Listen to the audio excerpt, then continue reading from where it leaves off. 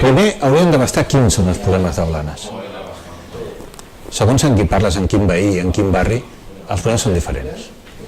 Sí que podem tirar una mica mà de les estadístiques. Hi ha un gran problema al nostre poble que és l'atur. Hi ha un altre gran problema que va molt lligat, que és la falta d'habitatges.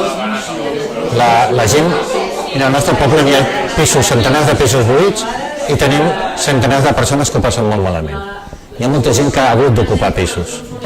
Això, evidentment, no podem dir que és una manera de fer política.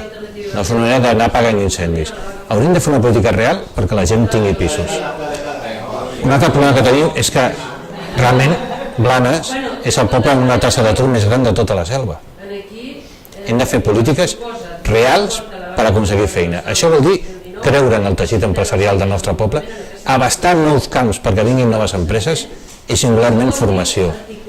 Tant el nostre jovent com els aturats, com la gent gran, com aquella persona que ha quedat descavalcada del món laboral, aquesta gent necessitem formació per ells.